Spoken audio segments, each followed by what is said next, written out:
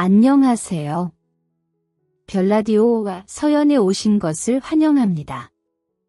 우리나라 사람이라면 여기저기서 많이 듣는 말 중 하나죠.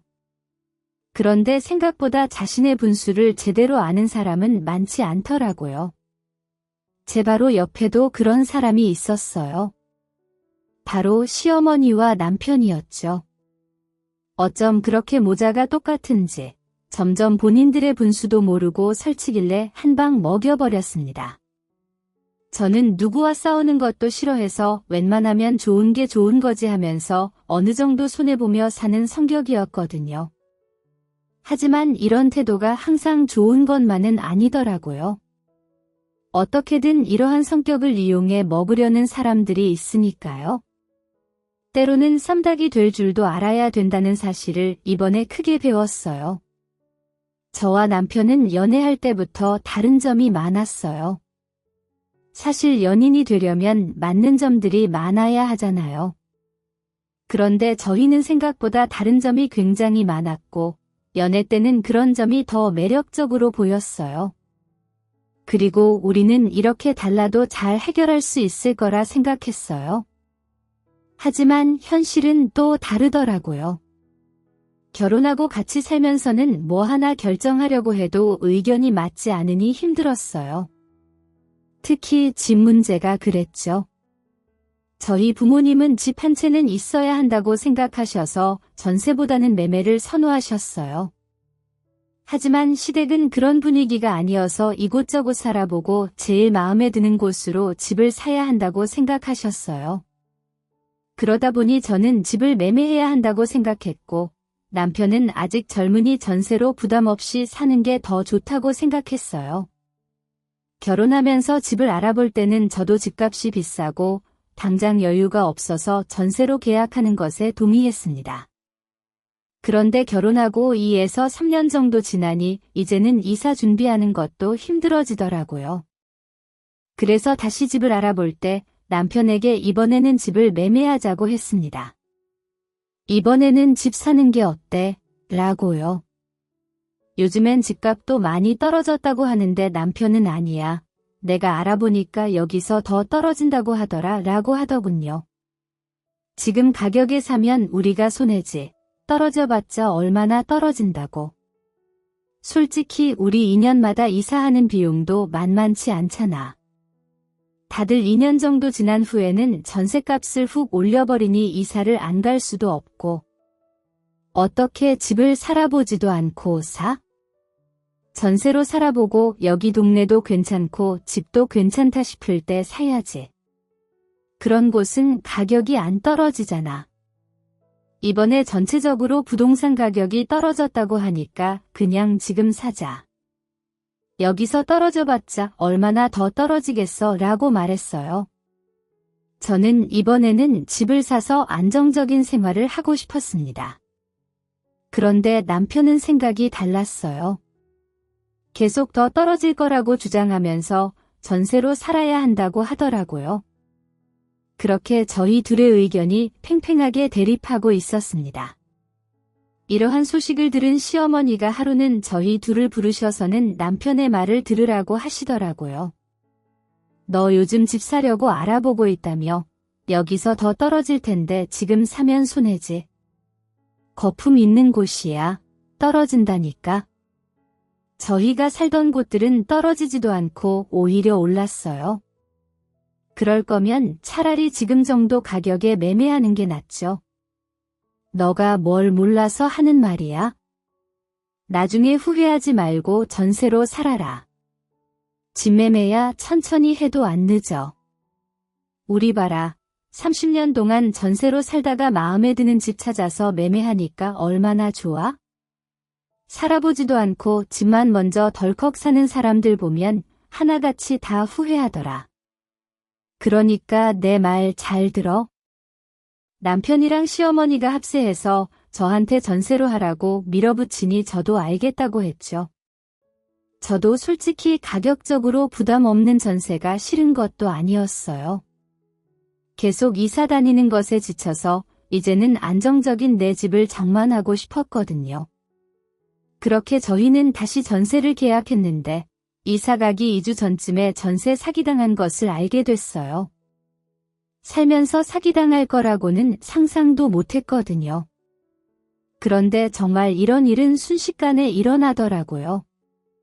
다시 전세를 알아보러 다닐 때 생각보다 괜찮은 아파트가 시세보다 저렴하게 나온 것 같더라고요. 그래서 남편과 그곳으로 이사 가는 것으로 계약서를 작성하러 갔을 때였어요. 이사 가는 집주인이 계약서보다 높은 금액을 제시하면서 계약금 일부를 다시 돌려주겠다고 하더라고요. 저는 좀 이상하다 생각했지만 남편은 너무 좋다며 그렇게 하자고 했죠. 그런데 저희가 이사 가기 2주 전에 집주인이 바뀐 거였어요. 그 사실을 알고는 남편이랑 저랑 어떻게든 저희 돈을 살려보려고 백방으로 다니고 알아봤지만 결국 2억이나 되는 돈이 수중에서 사라졌습니다. 정말 너무 허탈하더라고요. 그 당시에는 전세로 하자고 한 시어머니와 남편이 너무 원망스러웠습니다. 그래서 전세 사기를 알게 된 날 남편한테 얼마나 성질을 부렸는지 몰라요. 내가 이번에는 집 사자고 했잖아. 우리는 투자 목적도 아니고 어차피 실거주용이었는데 당신이 전세로 가자고 우기는 바람에 이게 뭐야? 내가 뭐 이렇게 될 줄 알았어? 나도 지금 속상해 죽겠는데 왜 나한테만 난리야? 당신한테 난리 안 치게 생겼어? 당신이랑 어머님이랑 전세하자고 고집만 안 부렸어도 2억이나 되는 돈이 공중분해되는 일은 없었어. 당장 어떻게 할 거야? 당장 이사갈 곳이 없어졌으니 어떻게 해야 되나 난감했어요. 그래서 월세라도 알아봐야 되나 싶었는데 시어머니가 연락하셔서는 본인 집으로 들어오라 하시더라고요. 너희 이사갈 곳 없어졌다며? 우리 집에 들어와 살아라. 어쨌든 내가 전세 살려고 했으니까. 그런데 저는 시댁이랑 합가를 해야 되는 부분이라 걱정되는 것들이 많이 있었어요. 그런데 남편이 그냥 시댁에 들어가서 돈 모아 분가하자고 하더라고요. 우리 당장 이사할 곳이 필요하긴 하니까 엄마 집에 살면서 돈 모아서 분가하면 되는 거지. 그래도 차라리 월세를 구해 생활하는 게 더 낫지 않을까? 합가해서 어머님이랑 사이 안 좋아지면 어떡해? 그때 우리가 집 구해서 분가하면 되는 거지. 지금은 당장 돈 아껴야 되니까 엄마에 들어가 살자. 당장 돈 한 푼이 아쉬운 상황이었으니 시댁에 들어가 생활하게 됐습니다. 근데 역시나 시어머니와 자잘자잘한 트러블이 계속되기 시작했어요. 합가를 하고 나서부터는 계속 저한테 시어머니가 해야 하는 집안일을 시키시더라고요. 저나 남편이나 평일에는 회사를 다니다 보니 저희 부부가 온전히 쉬는 날은 주말밖에 없었거든요. 그래서 주말에 좀 늦잠을 자고 쉬려면 새벽 대바람부터 시어머니가 저만 깨우셔서는 집안일을 시키셨어요. 하루는 저한테 빨리 일어나라고 재촉하시더라고요. 너는 지금 시간이 몇인데 자고 있어? 얼른 일어나라. 어머니 저 평일 내내 일해서 주말에는 좀 쉬고 싶어요. 무슨 일 때문에 그러세요? 주말에 쉬긴 뭘 쉬어? 다음 주에 먹을 반찬도 만들고 집안 청소도 해야지. 그건 이따 남편이랑 같이 할게요. 저 조금만 더 자고 일어날게요. 아니, 우리 아들은 왜 깨워? 너만 일어나면 되는데 빨리 일어나서 나와라. 처음에는 저도 시댁에서 시어머니랑 생활하는데 불편하니 최대한 시어머니 말을 들으려고 했거든요. 근데 나중에는 짜증이 나더라고요. 남편이랑 똑같이 평일에 회사 다니는데 남편은 주말 내내 잠만 자도 뭐라 안 하면서 제가 침대에 누워있기라도 하면 게을러진다. 여자가 퍼지면 답이 없다 이러면서 저는 쉬지도 못하게 해서 언젠가 저도 남편을 잡기 시작하게 되더라고요. 그러니 남편도 힘들었나 봐요. 시어머니한테 뭐라 얘기했는지 모르겠지만 어느 순간부터 주말에 저를 깨워서 집안일을 시키거나 하는 일이 눈에 띄게 줄어들었어요. 그러니 저도 좀 살만하더라고요. 평일이야 어차피 회사에서 보내는 시간이 많으니 집에서는 거의 잠만 자고 출근했거든요. 이제는 좀 살만하다 싶으니 시어머니가 저희한테 월세를 요구하셨어요. 친구들한테 우리 아들 내외가 우리 집에 있다고 하니까 다들 월세를 받아야 된다고 하더라고. 생각해보니 너희 들어오고 난 뒤에 관리비도 많이 나오고 생활비도 조금씩 더 나오니까 너희가 월세 정도는 나한테 보내줘라. 그럼 생각해 두신 금액이 있으세요? 알려주시면 남편이랑 얘기해서 다시 말씀드릴게요. 어떻게 보면 그 정도는 드릴 수 있다고 생각했어요. 시어머니가 본인 집에 들어와서 살라고 한 부분이 있긴 하지만 그 덕에 돈이 굳긴 했으니까요. 한 100만 원 정도 생각하고 있어. 성인 둘이 들어와서 사는 거니까 아무래도 너희가 바깥에서 살아도 그 정도는 될 거 아니야? 100만 원이나요? 생각보다 너무 큰데요. 내가 너희한테 월세 받아서 흥청망청 쓰겠어? 다 너희 대신해서 돈 모아주려고 하는 거야? 그 돈 모아서 너희 분가에다 줄 테니까 나한테 적금 든다고 생각해. 시어머니는 적금 드는 것처럼 본인한테 돈을 내면 모아서 우리 분가할 때 주신다고 하셨지만 그래도 100만 원이라는 돈이 적지 않아서 남편에게 시어머니와 있었던 일을 이야기했죠. 이번에 시어머니가 생활비가 너무 많이 든다면서 월세를 달라고 하시더라고. 아무래도 우리가 얹어 사는 입장이니 어느 정도는 부담해야 될 것 같은데 왜 나도 그렇게 생각했지? 그런데 100만 원 정도 달라고 하시는데 솔직히 나는 좀 부담스러워. 나는 많아봐야 70만 원 정도일 거라고 생각했거든. 엄마도 시세 알아보고 그렇게 달라고 하신 거겠지. 그리고 생판남한테 돈 보내는 것보다는 엄마한테 드리는 게 낫지. 솔직히 처음엔 100만 원이나 되는 돈을 드리는 게 과하다고 생각했어요. 그래서 고민하고 있었는데 하루는 남편과 시어머니가 저한테 그 정도면 괜찮은 금액이라고 하더라고요. 내가 주변 시세 알아보니까 그 정도 가격 하더라. 오히려 엄마가 저렴하게 받으시는 거던데. 내가 저번에도 그랬잖아. 그 돈 나 혼자 쓰려고 그러는 거겠어? 다 너희들 모아주려고 그러는 거지. 그냥 우리 적금 든다 생각하고 엄마 드리는 게 나을 것 같아. 엄마도 이렇게 말씀하시는데 다른 사람도 아니고 가족이니 좋은 게 좋은 거지. 그리고 남편 말대로 생판남인 사람들에게도 월세를 내는데 시어머니한테 보내는 거니 조금 부담되는 금액이긴 했지만 괜찮다고 생각했어요. 그렇게 2달 정도 시어머니한테 월세를 보내고 나서 이 금액이 크다는 것을 알게 되었어요. 월급날은 천천히 오는 것 같은데 월세 내는 날은 왜 이렇게 빨리 돌아오는 거예요? 어느 날 직장 동료와 이야기하다 보니 제가 내는 월세가 과해 보였어요. 어머, 월세 살고 계세요? 저도 방금 그 생각했거든요.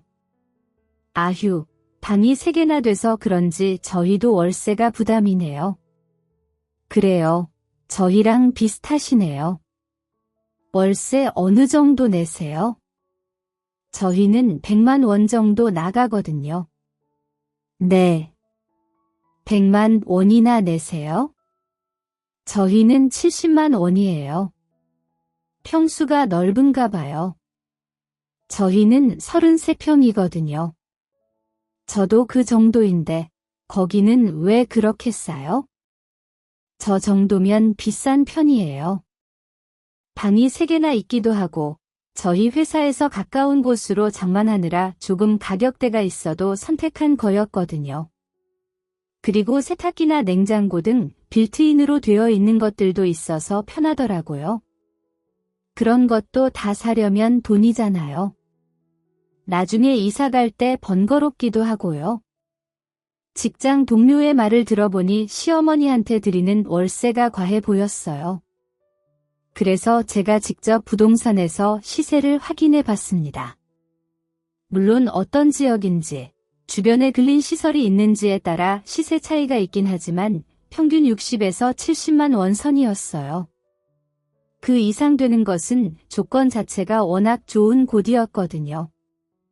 안 그래도 시어머니랑 같이 사는 게 신경 쓰이는 점도 많고 불편한 것들도 있어서 빨리 분가하고 싶은 마음이 있었거든요. 그래서 남편에게 이 얘기를 하면서 그냥 나와서 살자고 했죠. 이번에 회사에서 월세에 대해 얘기했는데 우리가 시어머니한테 드리는 돈이 많긴 하더라. 시어머니한테 드리는 돈을 줄이든지 우리가 따로 월세 구해서 나가던지 하자. 그 사람들이 작은 평수에 살아서 그런 거겠지? 우리 엄마는 33평이잖아. 그리고 엄마네서 살 수 있는데 뭐하러 밖에 나가서 살면서 돈을 써? 지금 시어머니한테 드리는 돈 정도면 웬만한 월세는 다 계약할 수 있겠더라. 솔직히 시어머니랑 한 공간에 사는 것도 힘들고 주말에 편하게 쉬지도 못하잖아. 그럼 그냥 엄마 용돈 준다고 생각해? 나는 여기서 사는 게 훨씬 좋은데. 지금 우리 돈 한 푼이 아쉬운데 무슨 시어머니한테 용돈을 100만 원씩이나 드려? 밖에 나가서 월세로 살면 30만 원짜리 적금도 들 수 있겠더라. 남편은 본인 불편한 게 없으니 그냥 시댁에 살자고 했지만 저는 완강했죠. 시세를 몰랐으면 모르겠는데 대략적인 시세를 알고 나니 시어머니랑 더 이상 같이 살 이유가 없겠더라고요. 그래서 시어머니에게 저희 이사 나간다고 말씀드리면서 저희가 월세 드리는 돈 모은 만큼만 달라고 했습니다. 어머니, 저희 그냥 분가해서 월세로 살려고요. 저번에 저희 분가할 때 저희가 드린 돈 모아서 주신다고 했잖아요. 그거 보내주세요. 뭐? 그걸 너희한테 왜 줘? 너희 생활비 나가는 것 때문에 내가 달라고 한 건데. 어머님이 그 돈 모아서 저희 분가할 때 보태주신다고 했잖아요. 그 돈이 얼마나 된다고. 너도 참 웃긴다. 니네가 밖에서는 더 많이 쓸 돈을 내가 조금만 받는다고 한 건데 그걸 달라는 거야? 제가 알아보니까요. 100만 원 정도면 완전 비싼 월세 가격이던데요. 냉장고, 세탁기 다 있는 3룸도 한 달에 관리비 합쳐서 70만 원이라고 하는데 어머님은 100만 원씩 받으셨잖아요. 제가 그때도 부담스럽다고 말씀드렸는데 적금 든다고 생각하라고 하시면서 100만 원씩 받아가신 거잖아요. 그건 상황이 바뀔 수도 있는 거지. 그리고 너희가 우리 집에서 좀 먹었니? 생활비가 얼마나 들었는데 물값이나 보일러 값이 얼마나 나왔는지 알아? 남편이 집에 얼마나 있었다고 그러시는 거예요? 시어머니는 갑자기 저희가 있는 바람에 생활비가 많이 들었다는 말씀을 하시면서 모아놓은 돈이 없다고 하셨어요. 솔직히 그럴 수 있겠다는 생각이 들긴 했지만 정말 모은 거 하나 없으니 기분이 좋지 않더라고요. 그 자리에서 바로 70만 원짜리 월세를 계약하고 이사를 준비하게 됐어요. 이상하고 저희 친정 부모님이 저희 사는 모습을 보더니 그냥 친정으로 들어오라고 하시더라고요. 너 월세 사는 거 보니까 엄마가 마음이 안 좋아서 그러는데 너 그냥 우리 집에 들어와 살아라. 어차피 엄마랑 아빠는 일하느라 거의 집에 있지도 않아. 아니야. 이렇게 월세 구해서 나왔는데 여기도 괜찮아. 고집 부리지 말고 들어와서 살아. 너가 이런 곳에 살면 엄마가 마음 편히 잘 수 있겠어? 친정엄마가 계속 친정으로 들어오라고 하니 고민이 되긴 했어요. 그래서 남편한테 어떠냐고 물어봤죠. 또 남편이 싫다고 하면 친정엄마가 완강하게 들어오라고 해도 가기가 어렵잖아요. 근데 생각보다 남편은 호의적이었어요. 엄마가 우리 월세 사는 거 보기 힘들다고 본인 집으로 들어오라고 하시는데 어때? 아무래도 우리 부모님은 두 분 다 일을 하시니 집에 거의 없으실 것 같긴 한데 그래 나는 상관없어. 근데 아무래도 여기보다는 장모님 댁에 들어가 사는 게 좋을 수도 있겠네. 그렇게 저희는 친정살이를 시작하는데 시어머니가 갑자기 이상한 행동을 하기 시작했어요. 별일도 아닌데 저희를 시댁에 자주 부르시더라고요. 그래도 저희가 한 달에 한 번씩은 얼굴을 봤었거든요. 근데 친정살이를 하고 난 뒤부터는 매주 보고 싶어 하시는 거예요. 만약 저희가 결혼식이 있거나 개인 일정으로 시댁에 못 가게 되면 전화까지 하셔서는 본인이 친정집으로 오겠다고 하실 정도였어요. 시어머니랑 함께할 때처럼 저희는 부딪히기도 했죠. 하루는 갑자기 저한테 시댁 제사가 있으니 넘어오라고 하시는 거예요. 근데 저희 시댁은 제사는 명절에 한 번 4월인가에 한 번밖에 없었거든요. 근데 갑자기 시댁 제사가 있다고 하시면서 저를 부르셨어요. 이번 주 주말에 제사 있으니까 넘어와라. 네, 무슨 제사예요? 저희 이번 달에 제사 없잖아요. 아니, 시어머니가 제사 있다고 하면 있는 거지. 너는 무슨 말이 그렇게 많아? 원래는 간소하게 드렸는데 그래서 그런지 요즘 우리 아들 일이 잘 안 풀리는 것 같아서 조상님께 제사라도 드려보려고. 그러면 남편만 보낼게요. 제가 그날은 다른 일정이 있어서요. 아니, 시댁 제사에 며느리가 안 오면 어쩌자는 거야. 저희 원래 하던 제사도 아닌 거잖아요. 어머님이 하고 싶어서 하시는 거면 제가 굳이 안 가도 되는 거 아니에요? 시어머니가 제사하러 오라고 했지만 굳이 제가 갈 필요가 없을 것 같아서 남편만 보냈어요. 그런데 저녁에 남편이 저보고 내려와서 짐을 가져가라고 하더라고요. 그래서 무슨 집인가 싶어 내려가 봤는데 박스 5개 정도를 차에서 내리고 있길래 이게 뭐냐고 물어봤어요. 이 박스들은 뭐야? 짐이 왜 이렇게 많아? 아, 엄마가 가져다 주라고 하던데 박스가 한두 개도 아니고 5개나 되니 당황스러웠습니다. 그래서 뭔가 싶어서 열어보니 제사 음식이 잔뜩 들어가 있더라고요. 제가 남편을 보고는 이걸 왜 받아왔냐고 얘기했죠. 뭐야? 이걸 왜 받아와? 한두 개도 아니고 5개씩이나. 이걸 어떻게 하라고? 그럼 엄마가 주는데 어떻게?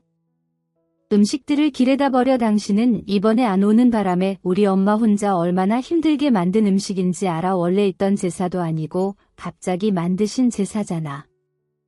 근데 내가 거기까지 가야 돼. 솔직히 우리가 친정살이 하면서 시어머니가 우리 부른 일이 한두 번이야? 저희가 주차장에서 싸우면서 친정집으로 안 올라가자 친정엄마가 주차장으로 내려오셔서는 시어머니가 보낸 음식들을 보게 되셨어요. 보시고는 이게 뭐냐고 하셨죠. 이게 뭐야? 너무 안 올라오길래 무슨 일인가 싶어 내려와 봤는데 신경 쓰지 마. 남편이 다시 어머니께 가져다 드릴 거야? 엄마가 우리 먹으라고 보내주신 건데 어떻게 이걸 다시 가져다 드려 말이 돼? 그럼 이 5박스를 어떻게 하려고? 또 저희가 시어머니가 보낸 음식 때문에 싸우니 저희 친정엄마가 우선 집으로 가지고 가자고 하셨어요. 그런데 적지 않게 충격을 받으신 것 같더라고요. 제가 친정집에 들어와 사는 것으로 인해 시어머니가 자꾸 이상한 행동을 하시니 저희 친정 부모님만 힘들어 하시는 것 같더라고요. 그래서 악착같이 돈을 모아서 하루라도 빨리 분가를 해야겠다는 생각을 했습니다. 괜히 저 때문에 친정 부모님이 힘들어지면 안 되니까요. 남편한테도 하루라도 빨리 분가하자고 얘기했죠. 그렇게 회사는 물론이고 남는 시간은 야간 알바는 물론이고 주말에는 주말 알바를 뛰어가며 악착까지 일하며 돈을 벌었어요. 예전에 시어머니 댁에 살았을 때도 월세 개념으로 돈을 들였으니 이번에도 친정 부모님께 드리려고 했어요. 그래서 남편에게 얘기했죠. 친정 부모님 집에 얹어 사는 거니? 예전에 시어머니한테 드렸던 것처럼 드릴 게 뭐 얼마나 드리려고? 설마 100만 원 당연한 거 아니야? 예전에 어머님한테도 그렇게 드렸잖아. 아니, 당신 이번에 빨리 돈 모아서 분가하고 싶다며? 그러면 100만 원은 너무 많지 않을까? 내가 그때 많다고 했을 때는 당신 뭐라고 했어? 원래는 더 많이 내야 되는데 어머님이 적게 받으시는 거라며. 그때보다 지금 물가가 더 올랐는데 월세는 떨어졌겠니? 더 시세가 올랐으면 올랐지. 더 드리고 싶은 거, 돈 모으는 것 때문에 100만 원 드리는 거야? 작년에 시어머니 댁에 어녀 살 때는 100만 원도 적다고 했던 남편이 이제는 친정 부모님한테 월세 겸 생활비를 드린다고 하니 아까워서 싫은 티를 내더라고요. 기가 막혀서 친정 부모님께도 똑같이 해드렸죠. 그러니 친정엄마가 뭘 이렇게 많이 보내냐고 하시더라고요. 아니, 너희 돈 모아서 집 산다며? 근데 무슨 돈을 이렇게 많이 보내? 예전에 시어머니 댁에 어녀 살 때도 이 정도 보냈었어 됐어. 그냥 너 있어. 엄마랑 아빠는 아직 일하고 있어서 돈이 부족한 것도 아닌데 뭘 그렇게나 많이 줘. 친정엄마는 저희가 드리는 돈을 안 받으려고 하셨어요. 하지만 제가 굳이 통장에 붙여드렸죠. 그렇게 친정살이 3년 정도 한 후 29평짜리 집 매매할 정도의 돈이 모였어요. 그래서 남편이랑 제 회사 가까운 곳 중에서 괜찮은 아파트를 보러 다녔습니다. 근데 저희가 눈여겨봐둔 것 중에서 금매로 집을 내놓은 분들이 계시더라고요. 그래서 대출을 조금만 받고 집을 장만할 수 있었어요. 계약금을 걸고 와서 친정 부모님께 이 사실을 알려드렸습니다. 우리 집 계약하고 오는 길이야 거기가 급하게 집을 이사 가야 된다고 하는 바람에 덕분에 우리도 저렴하게 집 매매했지. 잘 됐다. 그럼 이거 이사 비용 하는데 보탰어라. 친정엄마가 저한테 통장 하나를 건네주셨는데 보니까 제가 월세랑 생활비 명목으로 보내드린 돈이었어요. 그래서 제가 깜짝 놀라 이걸 왜 주냐고 했죠. 이거를 왜 나를 줘? 우리가 엄마랑 생활하면서 돈 아낀 게 얼만데 이거는 우리 생활비 쓴 만큼 드린 거야. 너 20대부터 대학 가고 취업하느라 엄마랑 오래 살지도 못했잖아. 그래서 엄마는 이렇게 우리 딸이랑 같이 살아본 것만으로도 좋아? 그러니까 이사하느라 돈도 많이 쓸 텐데 이거 써? 친정엄마는 시어머니랑 다르게 정말 돈을 모아서 주셨어요. 남편이 최근에 이직하는 바람에 대출과 계약을 제 이름으로 진행했습니다.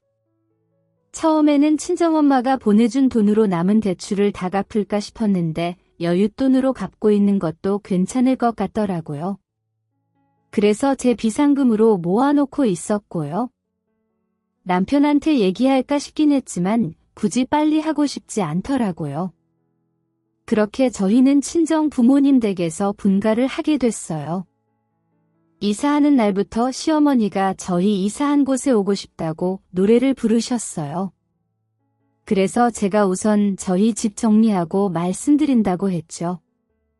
하도 성하셔서 이사하고 일주일 만에 시어머니를 저희 집에 초대하게 됐습니다. 시어머니는 저희 집에 들어오시면서 집이 너무 좋다고 하시더라고요. 집이 너무 좋다. 29평이긴 해서 좀 좁긴 해도 뭐 이 정도면 집이 잘 빠졌네. 네, 이전에 살았던 사람이 집주인이라 그런지 집을 깨끗하게 잘 썼더라고요. 방이 좀 작긴 한데 그래도 방이 3개나 있네. 여기 방은 안 쓰는 거야. 우선 비워놓고 있어요. 나중에 아이 낳으면 아이 방 만들어주려고요. 아직 애가 있는 것도 아닌데 뭘 벌써 만들어. 여기는 내가 가끔 와서 쓰면 딱 좋겠다. 시어머니가 은근슬쩍 같이 살고 싶다는 티를 냈지만 모르는 척했습니다. 데리고 안 하면 되겠지 싶었거든요. 근데 하루는 저한테 말도 없이 저희 집으로 오시고서는 또 집을 둘러보며 여기에는 뭘 놓았으면 좋겠다 이러며 말씀을 하셨어요. 보면 볼수록 집이 좋은 것 같아. 여기에 작은 수납장 하나 있으면 편하겠다. 어머니 저희 집에 오시기 전에 연락 한번 주세요. 저 없으면 밖에서 계속 기다리거나 해야 되잖아요. 그럼 나한테 비밀번호를 알려주면 되잖아. 네, 저희 집인데 왜 어머님한테 비밀번호를 알려줘요? 아니, 우리 아들 집이면 내 집이기도 하잖아. 나 그냥 너희랑 같이 살까봐. 우리 집은 워낙 오래된 집이다 보니 지워도 지저분한데 너희 집은 살짝만 지워도 새 집이라 그런지 너무 깨끗하다. 시어머니의 말을 듣던 남편은 옆에서 그럴래 이러면서 시어머니한테 합가하자는 식으로 얘기를 하더라고요. 그럴래? 나도 엄마랑 같이 사는 거 편하고 좋은데 아무래도 엄마가 옆에서 챙겨주는 게 다르지. 며느리는 일도 하고 그러니까 아무래도 잘 못 챙겨줄 거 아니야? 예전에 엄마네서 살았을 때가 진짜 좋았거든. 우리도 어차피 방도 하나 남는데 들어오는 게 어때? 남편과 시어머니는 제 앞에서 합가하는 게 좋은 생각이라며 주저을 떨더라고요. 그 모습에 기가 막혀 저는 아무 말하지 않고 남편을 쳐다봤습니다. 그렇게 시어머니가 가신 후 남편한테 지금 뭐 하는 짓이냐며 쏘아붙였습니다. 뭐 어머님이 들어와서 살았으면 좋겠다고 어머님 집에 살았을 때가 좋았어.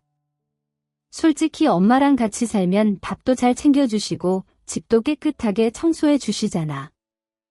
그걸 어머님 혼자 했니? 내가 다 한 거잖아. 어머님은 시키시는 것밖에 더 했어. 그래도 그 덕에 당신이 살림 솜씨는 늦은 거 아니요? 어머님이랑 살고 싶으면 당신이 시댁으로 들어가 저는 남편한테 합가하고 싶으면 직접 들어가 살라고 했습니다. 그런데 시어머니는 정말로 저희 집으로 이사를 올 생각을 하시더라고요. 하루는 저희 집에 어떤 사람을 데리고 오셔서는 집안 치수를 재셨어요. 여기랑 여기까지 장 하나 짜주시고요. 여기에 선발 하나 들 수 있나? 어머니 지금 뭐 하시는 거예요? 여기에 장을 왜 짜세요? 아니 우리 아들이 들어와서 살라잖아. 그러면 어느 정도 가구는 갖춰야 되니까 시어머니 하는 행동을 보니 기가 막혀 말문이 막히더라고요. 벙쭈하는 제 표정을 보며 시어머니가 한마디 하셨습니다. 우리 아들이 그렇게 합가하자고 하는데 싫으면 네가 나가 살든지 해야 되지 않겠어? 시어머니는 저보고 싫으면 나가라고 하시면서 저를 흘겨보시는데 그러면 제가 납작 엎드릴 줄 알았나 봐요. 그럴까요? 그럼 마음 편히 나가드리죠. 감사해요. 저는 시어머니한테 알겠다고 하며 제 짐을 챙겨 집을 나왔습니다. 그리고는 남편한테 바로 전화했죠. 어머님이 지금 우리 집에 오셔서 장 짜고 계시는데 어머님 못 들어오게 안 말리면 나 그 집에 안 들어갈 거야. 당신 똑바로 행동해. 뭐 당신도 너무한 거 아니야? 저번에도 그냥 살았는데 그냥 좀 같이 살다가 정 불편하면 그때 말씀드리면 되는 거지. 이렇게까지 해야 돼. 내가 시어머니랑 안 살아봤어. 그때 기억 안 나? 나랑 어머니 싸움에 당신 등 한 번 터져볼래? 난 엄마한테 그렇게 말 못하니까 당신이 이번에 양보하든지 해. 제가 남편한테 시어머니가 안 나가면 내가 나갈 거라고 얘기했는데도 불구하고 남편은 나 몰라라 하더라고요. 그래서 열받아서 집을 전세로 돌려버렸습니다. 제가 그렇게까지 할 줄은 몰랐겠죠. 근데 이렇게 나오는데 제가 참을 이유는 없잖아요. 대출도 내 이름으로 받았고 집명의도 내 것인데 일부러 주변 시세보다 저렴하게 내나 그런지 여러 부동산에서 저희 집을 보고 싶다고 하셨어요. 그래서 제가 하루의 약속을 몰아버렸죠. 제가 저희 집으로 가서 사람들을 맞이하기로 했어요. 집 안에 들어가서 사람들을 기다리고 들어갔는데 시어머니가 떡하니 집안 거실에 앉아 계시더라고요. 시어머니는 제 얼굴을 보자마자 팔짱을 끼시고는 기고만장해진 얼굴로 저를 쳐다보셨죠. 내가 이 집에 있으면 너 안 들어온다며 도저히 그렇게는 안 되겠지. 제대로 사과해. 그럼 내가 용서해 줄 테니까. 네, 제가 왜 사과를 해요? 뭘 잘못한 게 있다고요? 얘가 아직도 정신을 못 차렸네. 그래. 나는 이 집에서 나갈 생각 없으니 어디 혼자 나가 살아봐라. 그 순간 저한테 전화 한 통이 걸려왔습니다. 전화번호를 보니 부동산이더라고요. 안녕하세요. 저희 집 앞인데 들어가도 될까요? 네, 저도 마침 집 안에 있어서요. 문 열어드릴게요. 시어머니는 제 통화 내용을 들으시더니 저를 따라오시면서 무슨 말이냐고 물어보셨어요. 그게 무슨 말이야? 문을 왜 열어줘? 누군데? 저는 대꾸도 하지 않고 현관문을 열었죠. 그 앞에 사람들이 우르르 서 있는 모습을 보더니 시어머니는 깜짝 놀라셨어요. 그리고 당황해서는 저를 쳐다보는 시어머니한테 한마디 했습니다. 어머님이 안 나가신다고 하시길래 이 집 전세로 돌렸거든요. 뭐 누구 마음대로 이 집을 전세로 돌려 우리 아들이 그렇게 할 것 같아 제 남편이 말 안 했어요. 이거 제 집이에요? 어머님이 저 나가라고 하시는 날 그냥 집 팔아버릴까 하다가 그건 너무한 것 같다는 생각이 들어서 전세로 돌렸어요. 주변 시세보다 저렴하게 내놔서 금방 나갈 것 같으니 어머니도 어서 짐 빼실 준비하세요. 시어머니한테 짐 빼실 준비하라고 말씀드리고는 저는 집 밖을 나왔습니다. 그렇게 친정집으로 가는데 남편한테 전화가 오더라고요. 아마 시어머니한테 어떤 상황이 일어났는지 대충 들었겠죠. 남편은 뭐라고 하려나 싶은 마음에 전화를 받았는데 다짜고짜 고함을 지르더라고요. 당신 이게 뭐 하는 짓이야? 어떻게 나한테 말 한마디 없이 우리 집을 전세로 돌릴 수가 있어? 그게 왜 우리 집이야? 그거 내 집이야. 잊었어. 당신 이직한 지 얼마 안 돼서 대출도 제대로 안 나와서 내가 대출 받으면서 내 이름으로 이 집 계약했잖아. 아니 그래도 그렇지 그게 왜 당신 집이야. 당신 마음대로 그렇게 하도록 둘 것 같아. 지금 나한테 미안하다고 싹싹 빌어도 모자랄 판에 어디 해봐. 나도 당신이랑 이혼할 거니까. 그래 이혼하자고 당신이 그렇게 말하면 내가 무서워할 것 같아.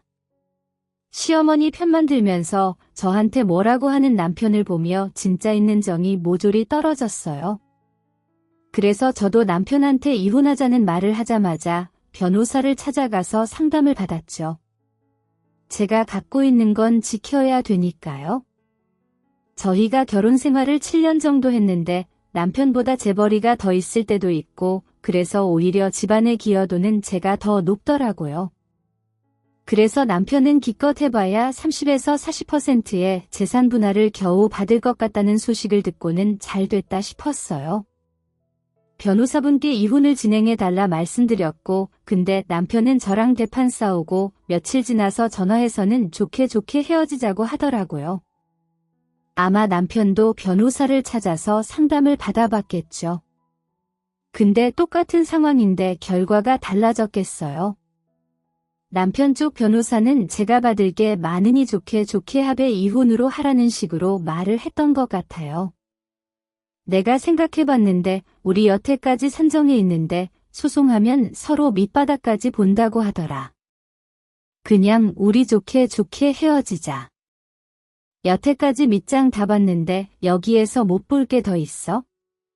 나는 당신이랑 좋게 헤어질 생각 없는데 당신이 생각하는 합의 조건은 뭔데? 그냥 반반씩 가져가는 거지 뭐 반반씩 웃기지도 않네? 그게 지금 합의 조건이라고 내세우는 거야? 누구 좋으라고 나 합의할 생각 없으니까 당신도 빨리 변호사 알아봐. 아니 이렇게까지 해야겠어? 당신은 이렇게 해봤자 뭐가 남는다고 어차피 재산 분할을 해야 되는 거야? 그래 그러겠지 근데 당신도 들었지 내가 당신보다 재산 분할 더 많이 받는 거? 근데 반반으로 합의하자며 그럼 내가 손해보는 장사 아닌가? 그러니까 당신도 소송 준비하라고 저는 남편한테 소송을 할 거라며 말하며 전화를 끊었습니다. 친정에서 남편과의 이혼 소송을 준비하고 있는데 하루는 시어머니와 남편이 저희 친정으로 찾아왔습니다. 그리고는 저한테 미안하다고 사과하더라고요. 괜히 내가 합간다는 소리를 해가지고 너희 싸우게 만들어 미안하다. 내가 합가하자는 말 안 할 테니까 너도 이제 그만해라. 엄마랑 얘기해봤는데 나도 너무 당신한테만 이해하라고 한 것 같아서 다시는 안 그럴 테니까 이혼은 없었던 걸로 하자. 어머님이 그러셨잖아요. 싫으면 나가라고 그래서 나온 건데 이제 와서 왜 그러세요? 왜요? 아들 빈털터리로 쫓겨날까 봐 그러시는 거예요? 내가 그것 때문에 그러겠니? 너희 이혼시키려고 내가 합가하자고 그런 거겠어. 다 너희 생각해서 저희를 생각하셨으면 싫다고 말할 때도 들으셨어야죠. 이제 와서 합가 안 하겠다고 하시는 말을 제가 어떻게 믿겠어요? 이렇게 사과하는 척하면 제가 넘어갈 거라 생각했나 봐요. 그런데 제가 집을 팔려고 내놨다는 소리에 남편은 성질을 내며 본색을 드러냈습니다. 그래서 제가 합가 좋아하니 어머님이랑 합가해서 살라고 해버렸죠. 시어머니는 계속 너희 이러려고 본인 들어가서 살라고 한 건 아니었다. 하지만 이제 와서 미안하다고 하셨지만 저는 그 등으로도 듣지 않았습니다. 그렇게 남편과 새집에서 새로운 시작을 하려고 했던 꿈은 사라졌지만 분수를 모르는 모자를 더 이상은 보지 않고 살 수 있게 됐죠. 친정엄마가 모아놓은 통장 돈에 대해 남편한테 얘기했다면 그것도 재산 분할하자고 길길이 날뛰었을 테지만 남편한테 언지한 적이 없다 보니 남편은 집값의 40%만 겨우 받고 저와 이혼하게 됐죠. 그 뒤에 저는 친정엄마가 주신 통장에 있는 돈과 재산 분할로 받은 돈을 합쳐서 25평대 집 한 채를 샀습니다. 사실 거기 들어가서 혼자 살 거란 생각도 했었지만 너무 청승맞아 버릴 것 같기도 하고 아직 혼자 사는 것에 익숙하지 않아 무서운 마음도 들더라고요. 그래서 저는 친정에 들어와 살고 구매한 집은 월세로 돌려서 꼬박꼬박 월세 받으며 살고 있어요. 의도치 않게 집주인의 삶을 누려보고 있습니다. 친정 부모님은 제가 이혼한 사실에 가슴 아파하실 때도 있지만 저희 시댁이 얼마나 이상한지 알고 계시다 보니 저희한테 별 말씀을 하지 않으시더라고요. 저희 친정엄마만 저한테 잘했다고 말씀해 주셨어요. 그렇게 함과 합과 노래를 부르던 시어머니와 남편은 같이 산 지 얼마 안 돼서 남편이 결국 따로 집을 구했다고 하더라고요. 그 소식을 듣는데 얼마나 기가 막히던지 제 집에 살면서 저를 뿌려 먹고 싶었겠죠. 남편이 능력이 없어서 내가 대출받아서 산 집에서 그게 통할 거라고 생각한 남편과 시어머니가 참 멍청하다 싶었어요. 이렇게 본인 분수를 모르면 된통 당하는 것 같아요. 올겨울이 지나면 이혼한 지 1년이 되더라고요. 이혼할 때만 하더라도 시간이 언제 가나 싶었는데 또 이렇게 흘러가네요. 오히려 남편이랑 살 때보다 더 여유로운 생활을 하는 중이에요. 길었던 제 사연 들어주신 분들께 모두 감사하다는 말씀 전하며 이만 제 사연을 마무리하도록 하겠습니다. 요즘 날씨도 많이 추워지고 있는데 다들 감기 조심하시고요.